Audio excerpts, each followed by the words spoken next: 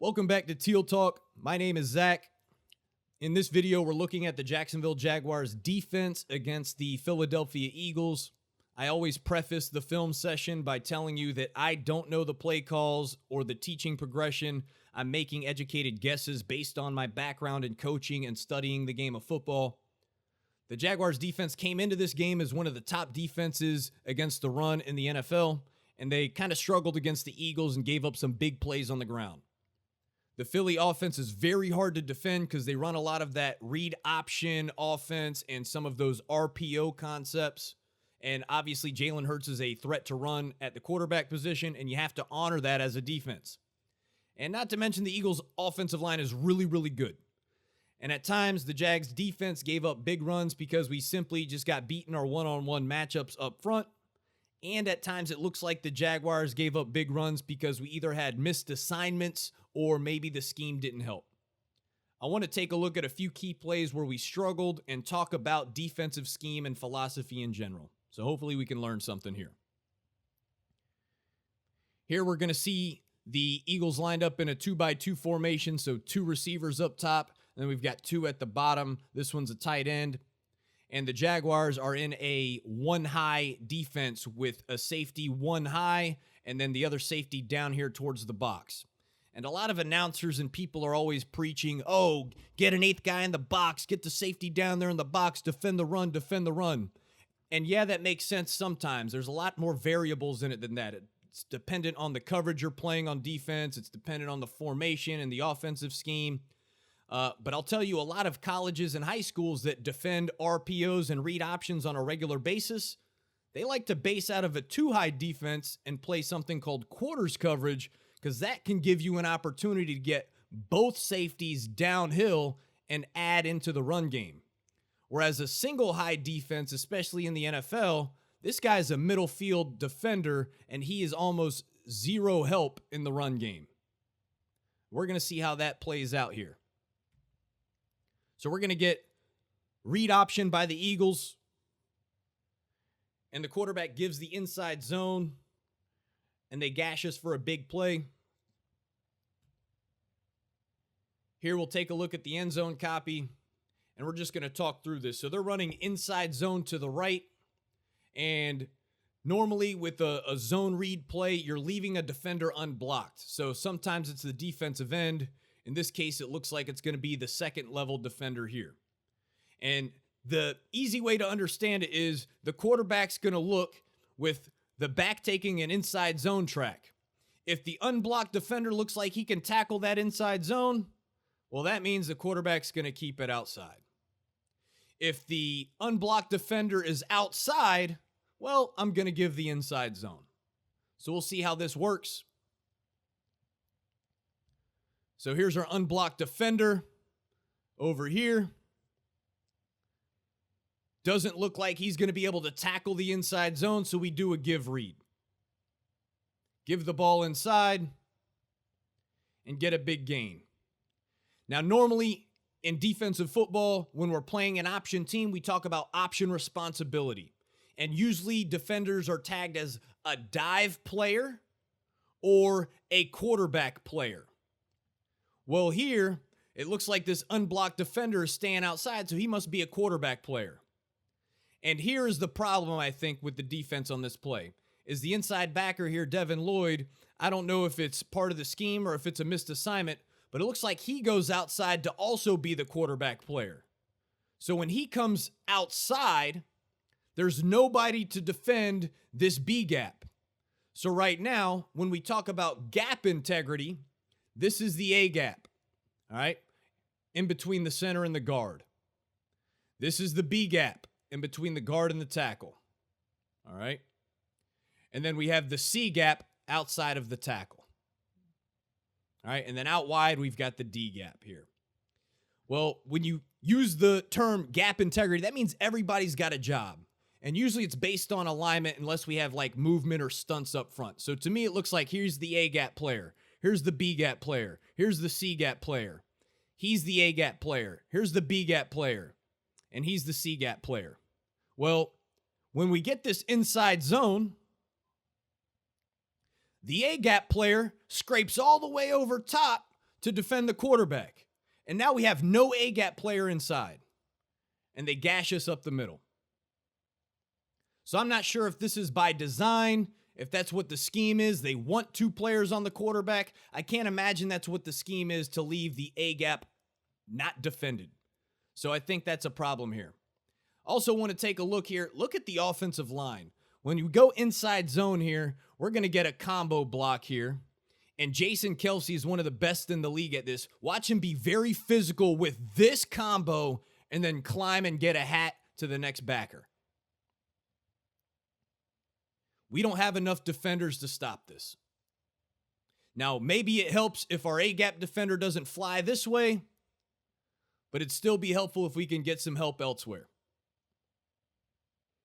All right, so in this scheme, we're going to see more of a wide zone or outside zone RPO concept. That means run pass option. So the quarterback is either going to give the ball or pass the ball in a route behind a conflicted defender. All right, so what that means is a defender is conflicted. I'm either defending the run or I'm defending the pass. I have conflict here, and then the quarterback basically has a this or that read.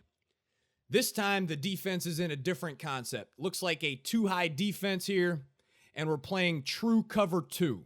So that means deep half player, 0 run responsibility. Deep half player, 0 run responsibility. And then sometimes in these cover 2 concepts, the corners can be run responsibility, but they're going to be way out here. That's not much help against an RPO or a read option team. Not a big fan of playing cover 2 against this type of offense, in my opinion. Now, what you're going to see in this cover 2 concept is the underneath coverage players need to expand. So Devin Lloyd is supposed to get there. He's going to be the middle zone.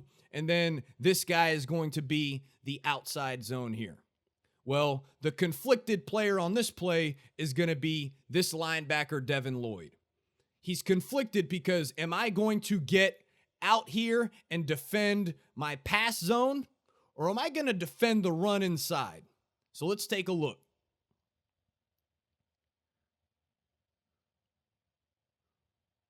So the Eagles go RPO and they give the ball. All right. I'm saying this is an RPO concept. At least it looks like it to me, because we're going to notice routes up here by the receivers. So we're looking to see, can I throw those routes or should I give this ball? So right now, the decision is to give the ball because this backer is trying to drop into coverage. So give the ball. And we get a good foot in the ground, get downhill with the back for positive yards. Let's take a look from the end zone view. And this is why I'm not a fan of this conceptually, if this is what the scheme actually is. So again, we're talking gap integrity, right? So A gap here in between the guard and the center. We've got B gap here between the guard and the tackle. And then we've got the C gap on the outside. All right. And just by alignment, this is what it looks like. C gap player, B gap player, A gap player, A gap player, B gap, and then C gap defender. So you're telling me we want this guy to defend the A gap and get underneath a route in his zone responsibility over here? That's tough. I heard a NFL defensive coordinator speak at a clinic one time, and he was against playing certain concepts that did this to defenders, and he called it by 40. He said, hey, you want to play Tampa 2? Ask the Mike defensive player to be the A-gap run player and be the super deep middle player in Tampa 2? By 40. Ask get beat by 40. And that's what this looks like. So watch here. So easy read for the quarterback. All right? This guy is expanding into pass coverage. We have no A-gap defender. Running back takes the ball, puts foot in the ground, and we cut right back. Easy positive gain for the offense. On this play, we're going to see another read option here, and it looks like we're going to do some kind of stunts and movements up front. And I don't know if everybody is on the same page because it doesn't look like we are gap sound here. So let's take a look.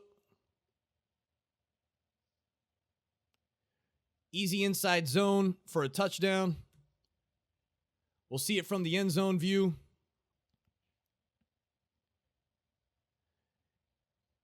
And again, we're going to talk gap integrity. All right. So here by alignment, it looks like this is going to be a B gap player. This guy ends up stunting inside, so he's going to change his gap. But here by alignment, I don't know if this defensive lineman's supposed to defend the A gap or if he's supposed to defend the B gap. But wherever he is, this linebacker needs to be playing opposite. And that's not what happens here. So we're going to see, we get the mesh. Here's our read. Quarterback decides, no way, this guy's going to be tackling the inside zone. So I'm going to give the ball. That's an easy give read for me. But look what happens on this side of the formation. All right. We're going to stunt and move. Offensive line does a good job of washing the movement down. I'm not sure what this linebacker's supposed to be doing. If he's supposed to be staying out there to replace this moving defensive lineman's gap. But the tight end ends up getting a hat on him. Then the real issue is over here. All right, on this side of the formation. All right, this defensive lineman looks like he's trying to put his helmet in the B gap right here. Well, that means we need an A gap defender. And the only person who could be the A gap defender is this linebacker, and he's way over here. So this to me looks like some kind of a missed assignment. I don't imagine that the defensive coordinator is drawing up a scheme that leaves the A gap unaccounted for. This is just an easy give read. Maybe this defensive lineman that's stunning is supposed to get all the way over here to the A gap, but he just gets washed out. Easy foot in the ground for the running back on inside zone. All right, so here we're going to see an example of a different kind of an option play. We're going to get outside zone, and this time we're reading a second-level defender here in the middle is what it looks like. And this is a good job by the defense in stopping this play here. This time we do a good job winning our one-on-one matchups, and it doesn't look like we have any miscues. Let's take a look from the end zone copy. All right, so they're running this outside zone track here with the back, and the quarterback has eyes on this second-level defender. If this second-level defender, if he runs with the outside zone track, well, the quarterback's going to keep it inside right here. All right? If the linebacker stays home, I'm going to give the outside zone, and hopefully my blockers over here can handle the defenders. We get a really good job play side, setting the edge with Josh Allen, and a really good job right here, punching and being disruptive by Roy Robertson Harris. We've got our helmet outside. We've got an edge set. We get off a block here. We get hands on, maybe a little bit of a face mask. And then we get hats to the ball to stop the run here. All right, so that's a good example of everybody on the same page and winning one-on-one matchups, and that's what happens. We fit runs. Here we're going to see the Eagles go with another outside zone read play. This time it looks like the unblocked defender or the read player is going to be this defensive end. And they get in for a score on the outside zone. Here on the end zone copy, again, it just looks like miscues to me. All right, so when we talk about being a gap sound defense, looks like this guy is supposed to be a B gap player, C gap player. I don't know which A gap this middle backer is supposed to be defending. He's going to be having to play off this guy right here. Then we got a C gap defender. But when we get outside zone like this, normally we have a term on defense called block recognition. So I need to recognize the block of the offensive player in front of me. And normally in this position as a defensive lineman, I am going to try to maintain this leverage, all right? So if he's reading this lineman, I want to be right on the same shoulder as this offensive lineman. So if this shoulder moves this way, I should also move this way, okay? Or if my read is this guy, same thing. I want to keep my leverage throughout the play. So I want to be on the inside of this shoulder right here. Well, look what happens at the snap of the ball. This offensive lineman gets a good outside zone run, step, and start, and we are behind this play already. All right, so this defensive lineman's behind the play. We've got 2 guys on the outside, 3 guys on the outside. So quarterback's making a decision. Okay, is this defense, so are these dudes, now he's looking at 3 guys, are these guys going to be able to tackle the outside zone, or are they going to be able to tackle me if I keep it? Easy give read here. And then the Eagles do a good job of blocking play side. We don't win our matchups.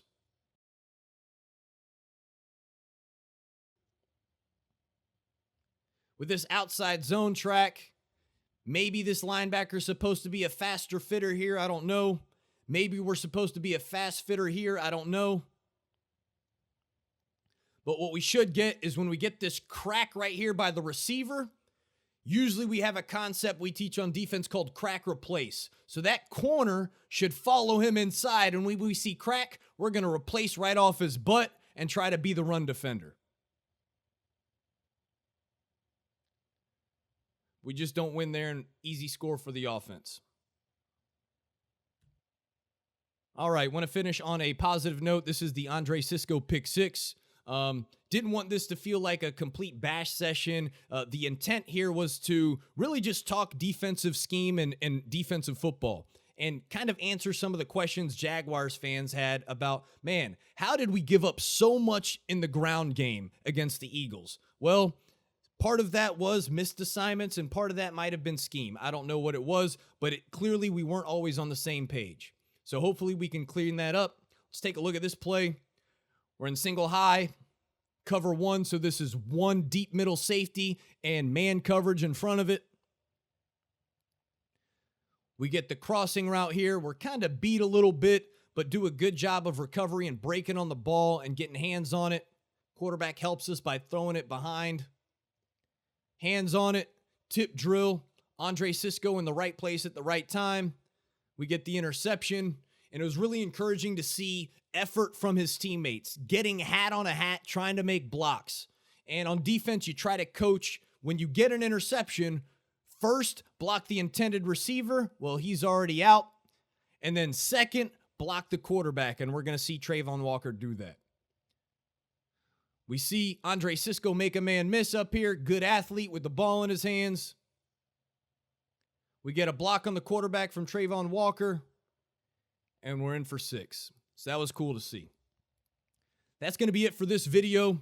Hopefully we can see us polish and make some corrections going into this game against the Houston Texans. A lot of people are sleeping on the Texans. They're 0-3-1. We should mollywop their ass. Well, let me tell you something. They've got a really good running back on that side. So if we come out and we aren't gap sound with our defense and we are not fitting runs well, we're going to have a problem. So hopefully we can come in and I think this defense is really going to be up to the challenge and show the world, show the NFL that, hey, we are a top tier defense. We're going to do our job and we're going to make some big plays. So that's what I'm hoping to see.